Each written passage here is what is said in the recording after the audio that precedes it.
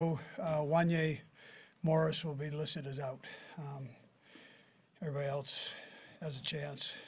Taking the two receivers day to day that we talked about. So we'll see how they go. Look forward to the challenge of playing the Dolphins again. Should be a great environment up at the stadium here.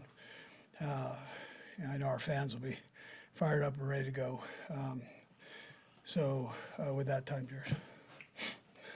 Do you think Donovan Smith will be ready to go? Yeah.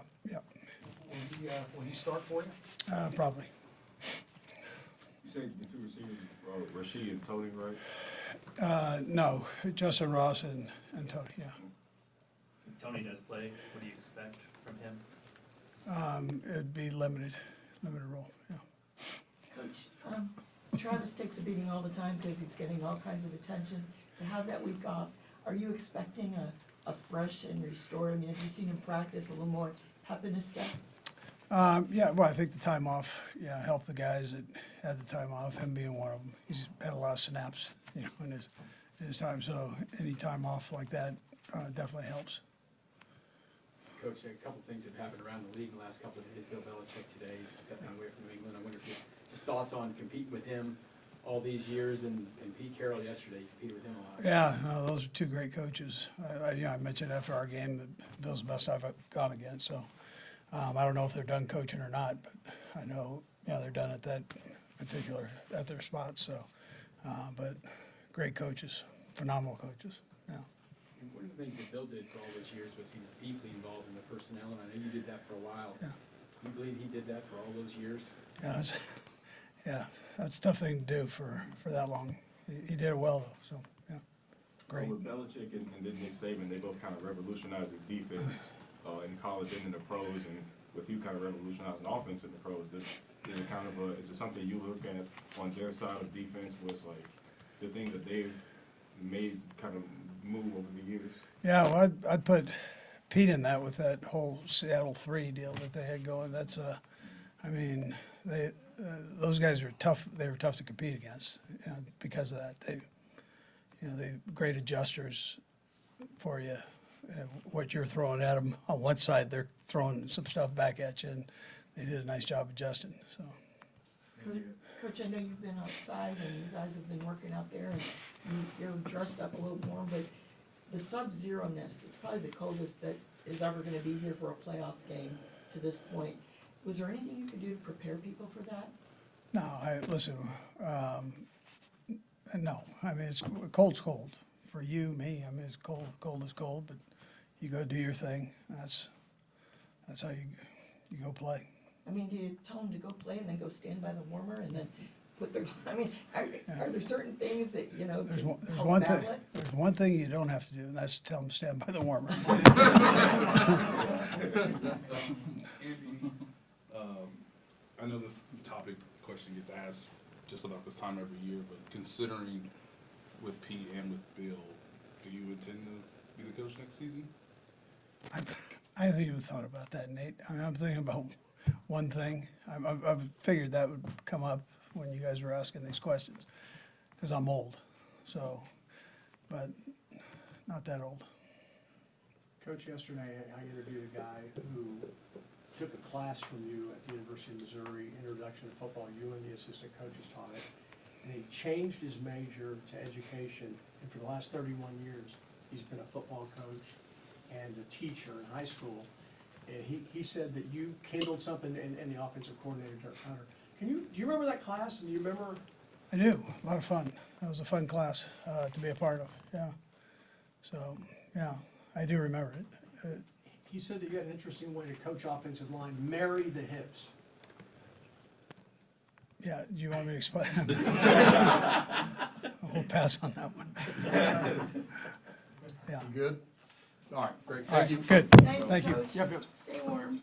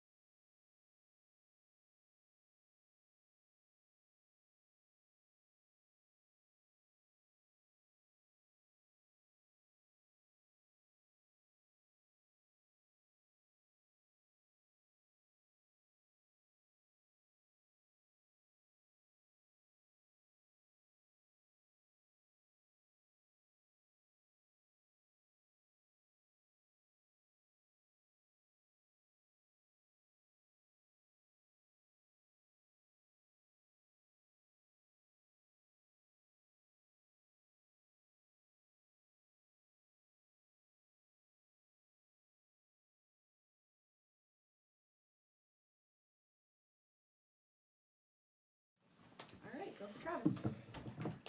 Travis, just what's your approach to playoffs this year with everything that has been going on this season? Excited, man. Excited to get out there. I know we got a big challenge with Miami coming in, and sure enough, who doesn't love playoff football at Arrowhead, baby? Growing a playoff beard out? I've been growing this thing out for a while now. See how far I can take it, man. Travis, what did resting last week do for you? Say it again? What did resting last week do for you? I just feel like, especially it being a short week, being able to get out here and put some good work in with the guys. And I felt like we, as a collective unit, we came in and put in a great week of work. I wonder if you could take us back through the conversation to not play last week. Coach said it was up to you really to try to get those 16 yards or whatever. At the end of the day, I just didn't care enough about it. I felt like I could get some rest and let the guys go out there and just play the game instead of worrying about getting this old guy 16 yards, man. It just never felt right, man.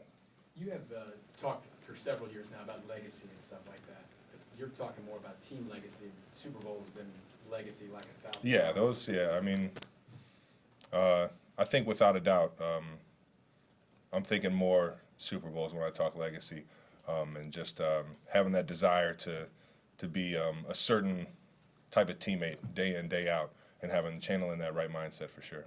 Travis, when you played Miami and Germany, what can you take from that game? How different are these two teams as they battle for a spot? Well, first thing is that they have a really good secondary. I think that's one of their best secondaries in the league. That being said, Fangio's got them playing very good as a collective unit. They fly around, they play physical football. And with that being said, we got to be able to control the line of scrimmage and make third downs a lot easier with good plays and good movement on first and second. Travis, I know this isn't front of your mind now, but a month and a half ago you had an interview where you mentioned that you think about retirement. Just wondering if you've made a decision. Do you guys think about retirement? Am I the only one in this boat? No. Is anybody else in this thing? All right. Whoever's not thinking about stuff down the road, you know, I blame you. I think it's just I have no reason to stop playing football, man. I love it. We still have success. Come in with the right mindset, and I just love the challenge that it gives me every single day to try and be at my best. And like I said, I have no desire to stop anytime soon. But you said you've thought about it. What would you do if you weren't playing football? That's the point. The off season, you know, being able to get out there and really find what you love to do. And I've been fortunate to do a few things outside of the sports world that I've been enjoying doing, like getting on camera. The SNL stuff kind of opened up a new happiness and a new maybe a new career path for me. But it's funny for me to even say that at this point in my career, because I think it's so much further down the road than it is right now. Travis, when you get a break like you did last week, you have had so much attention from all the defenses. They play you physical, they try to disrupt everything, you're the main guy. Did you get any perspective on maybe a way to, I don't know, handle that kind of attention, or what you can do to kind of somehow, you know, kind of free up a little bit when you're looking at videos? There's still ways to impact the game, and that's in the run game, being able to be a good blocker, in the pass game, running my routes accordingly to get other guys open if it's possible. You know, getting a lot of attention, you can free up a lot of guys, and I think that's the biggest thing, is you're still finding ways to help out the team, even if they are quote unquote taking you away. But yeah, love the challenge. I apologize, Travis. In your 11 years in the league now, between the hyperextended in week one and just the little nicks and dings that go in throughout the year and the challenges with the offense, has this been the most challenging year for you, maybe? Man, I would have to go down the list year by year, but I've enjoyed the challenge of this year. Obviously, not the same success, but it's a different journey, and you just got to appreciate every journey as they come along, man. What about this challenge have you enjoyed? It's like I said, it's just new. It's new. It's a new feel. It's a new challenge to, you know, find ways to get open. It's a new challenge to find ways to get wins. I think I went up to Amenahu after one game or during one game and said, man, we just got to become a team that just grinds these games out, man. It's not the same NFL as it was for us a few years ago, and for whatever reason, you know, when it comes down to third, fourth quarter, we just got to be able to grind it out as a team. And I think I think everybody understands that. At what point have y'all understood that, you know, the points just are not going to come in bunches like they used to? You know, I think you're always trying to challenge yourself to have that, you know, to get back to that success, because those are the expectations you set for yourself, right? So it's not just accepting it. It's still trying to get to those goals, but at the same time, understand situational football towards the end of games and be there when your team needs you the most. What's the key to locking in on the playoffs? I mean, you feel the difference in the air right now. At this point in the year, you just know you got a special team. You know, you've gone through the ups and downs of the season. You find yourself sitting in the playoffs, and anything can happen in the dance. Couple more. You have so much playoff experience yourself, and even your young guys have a lot of playoff experience because you won the Super Bowl last year. How important is that, and can you maybe remember what it was like your very first playoff game? There wasn't a lot of people on this team who had playoff experience at that point. I mean, it's just going to be really fast. It is what it is. The playoffs are that much faster, and it kind of gradually goes steps as you go along in the playoffs, and you got to practice that much harder. You know, it's not necessarily that you're practicing harder. You're just practicing with that much more focus on the little things, and it's because, you know, things happen faster in the playoffs, and it can be overwhelming, but at the same time, I think that's why you got good leaders, guys that have been there, and we've been fortunate to have those guys. The experience is valuable, though? Oh yeah, I mean, guys are just flying around. They don't know what they don't know, baby. We'll close it out with Adam and then Nate. Travis, you talked a minute ago about how this has been a different kind of journey for you guys. You had to find different ways to get the job done. Has that had an effect on Pat, you think, one way or the other? I mean, we're all growing in this thing together. It is, you know, I think Coach Reid, even over the course of his career, he's had some ups and downs, but understands, you know, what it takes to get there. And so you latch onto those leaders and you take advice when you can and just roll with the punches, because we all are still kind of learning in this thing together. Every single season is going to be different, and you got to accept it. And Travis, I know you obviously had a moment with Tyreek after the game in Germany. Just how much have you thought about having time during Saturday's game to watch what he's like to perform in Arrowhead for the first time as an opponent? You know what? I expect KC to give him nothing but love until he's putting up the peace sign or something like that.